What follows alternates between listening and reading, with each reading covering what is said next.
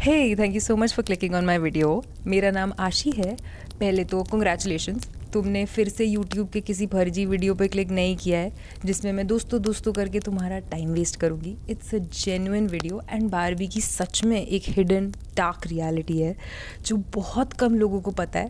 ठीक है जी, let's begin. तो बारबी के डार्क पास्ट की रियलिटी जानने के लिए आपको मिलना पड़ेगा लिली से। तो जर्मनी में 1950 में एक न्यूज़पेपर आता था जिसका नाम था बिल्ड, और उसमें ना एक कॉमिक स्ट्रिप होती थी जिसमें लिली नाम का कैरेक्टर होता था जो कि एक flirty, witty and gold digger character थी who used to do anything to attract male attention towards her. उस कैरेक्टर से इंस्पायर होकर मार्केट में GNH यानी ग्रेनर एंड हॉजर नाम की कंपनी ने द बिल्ड लिली नाम से एक डॉल सेल करना स्टार्ट कर दिया। अब लिली क्या थी ना, वो एक डॉल थी टू अट्रैक्ट मेल गेज और मेल अटेंशन ओनली। तो उसको एज अ जोक लोग बैचलर्स पार्टी में गिफ्ट वगैरह करने के लिए ले लेते थे, but it was absolutely not made like a kids toy at all. इसलिए अगर कोई यंग गर्ल अपने पेरेंट्स को बोलती भी थी ना कि उसको लिली डॉल परचेज करके दो, तो वो उसको नहीं दिलवाते थे बिकॉज दे नो कि the comic strip image of this doll is bad. अब मुझे पता है यू मस्ट बी थिंकिंग कि कहीं लिली ही तो बारबी नहीं है। बताती हूँ, एक सेकंड बस पानी पी लो, तब तक आप सब्सक्राइब कर लो।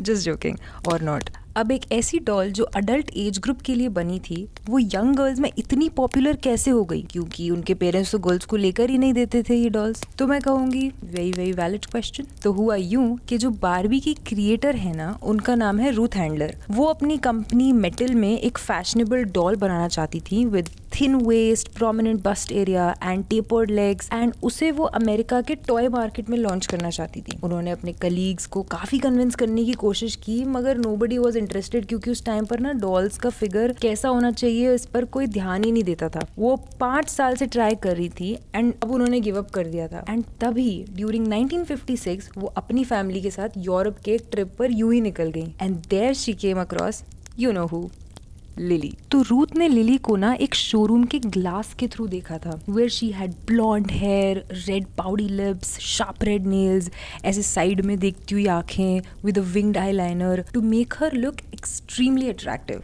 Exactly how Ruth imagined. It was a bingo. लेकिन यहाँ से रूथ ने एक बहुत बड़ी गलती करना स्टार्ट कर दिया था जो उसको बहुत भारी पड़ने वाली थी। बस सुनते जाओ।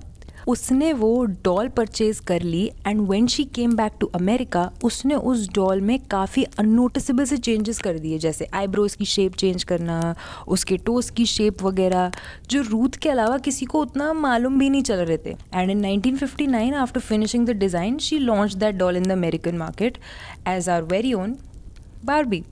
मगर उसके ओरिजिनल मेकर्स GNH को बिना पूछे या रॉयल्टी दिए, और इसी गलती की वजह से GNH ने बारबी की कंपनी यानी मेटल पर लॉसूट फाइल कर दिया और कहा कि Barbie is a copy of lily, very slight changes.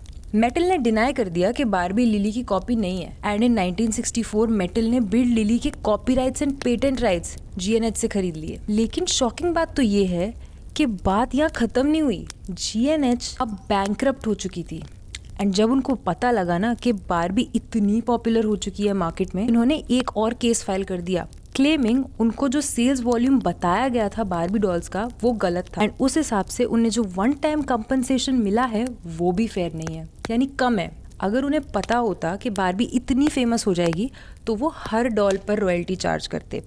इसीलिए उन्होंने डिमांड किया कि उनके साथ फ्रॉड हुआ है एंड उनके बताए हुए क्वांटिटी से ज़्यादा बारबी की सेल्स है मार्केट में, so they want royalty on every doll sold by Mattel since 1964। At the end they got what they wanted and उनकी लड़ाई खत्म हो गई। अरे लड़ाई से याद आया, बिग बॉस बिग बॉस के कई ऐसे कंटेस्टेंट्स हैं जिन्होंने बताया है कि बिग बॉस के घर में कई सारी पैरानॉर्मल एक्टिविटीज़ और भूत प्रेत आत्मा वाली एक्टिविटीज़ होती हैं। यकीन नहीं होता। और भी कई ऐसे सीक्रेट्स हैं जिन पे यकीन नहीं होगा। इस वीडियो पे क्लिक करो, मैं आपको वहीं बताती हूँ।